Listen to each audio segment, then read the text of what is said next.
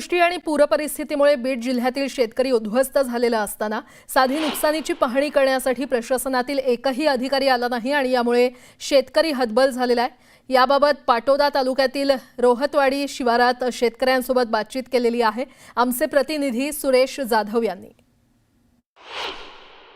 अतिवृष्टी आणि पूर परिस्थितीमुळे बीड जिल्ह्यातील शेतकरी हा उद्ध्वस्त झालेला आहे। जे पीक आहे ते पूर्णतः पाण्यामध्ये गेल्यामुळे आता या पिकाला करप फुटायला लागलेत। मी एका सोयाबीनच्या शेतामध्ये आहे आणि आपण सोयाबीनच्या शेतामध्ये पाहतोय अशा पद्धतीनं या पिकं आहेत, या पिकावरती आता करप फुटायला लागलेत। विशेषतः समोर देखील पाहता येईल बुरशी देखील या शेंगांना आलेली आहे। त्यामुळे ही जी सोयाबीन आहे ही काळी सोयाबीन निघेल आणि यामधून उत्पन्न देखील निघणार नाही, केलेला जो खर्च आहे तो सुद्धा निघणार नाही। असे जे सोयाबीनचे प्लॉट आहेत, हा तरी सोयाबीनचा प्लॉट थोडा कमी नुकसान झालेला आहे, मात्र जर पुढच्या बाजूला गेलं तर खूप प्रचंड असं नुकसान झालेलं आहे आणि शेतकरी पूर्णतः उद्ध्वस्त झालेला आहे। विशेष जर बघितलं तर या झाडावरतीच या शेंगांना कर फुटलेले समोर पाहतोय। अशा पद्धतीने सोयाबीन ही उगून आल्याचं देखील आपल्याला पाहायला मिळतंय। त्यामुळे शेतकऱ्याचं प्रचंड असं नुकसान झालं आहे। माझ्यासोबत शेतकरी आहेत, काय सांगाल बाबा, काय काय नुकसान झालं? सोयाबीनचं भरपूर नुकसान झालेले। हो, काय पाण्यातच येते अजून बी करी आलेत, उगून आले काही असं झालेले। काय निघल का त्यातून उत्पन्न? काय आता आजच काही सांगता येत नाही, भरपूर नुकसान झालेले, भरपूर नुकसान। हो, काय सांगाल, काय परिस्थिती आहे सोयाबीनच्या? या सोयाबीनला 2000 भाव कुणी देणार नाही आणि काढाय 6000 रुपये एकर मागते।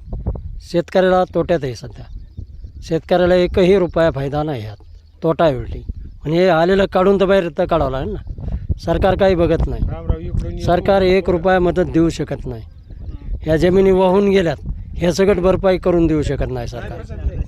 एकही पुढारी येत नाही, फक्त येऊन रोडने हिंडत येत, गाड्या घेऊन पळत येत, पुढारी मदत करा एकही तयार नाही। काय म्हणणं आहे त्या सरकारला? सरकारने फक्त नुकसानी झालेल्या भरपाई करून द्यावा, येऊन बघावा, येऊन नुकसान खरीच झाले का नाही। सरसकट म्हणतात पण सरसकट देऊ शकत नाही। अच्छा, निके म्हणणार आहे ते देणार नाहीत। आज पिकांची काय परिस्थिती आहे एकंदरीत जर बघितलं तर आपण हे समोरून पुन्हा एकदा दाखवायचा प्रयत्न करतो। याच्यामध्ये हे सोयाबीनला कर आलेले आणि ज्या शेंगा आहेत त्या शेंगामध्ये अशा पद्धतीने कर आलेली जर परिस्थिती असेल तर शेतकऱ्याची किती मोठ्या प्रमाणात नुकसान झाले लक्षात येऊन जाईल।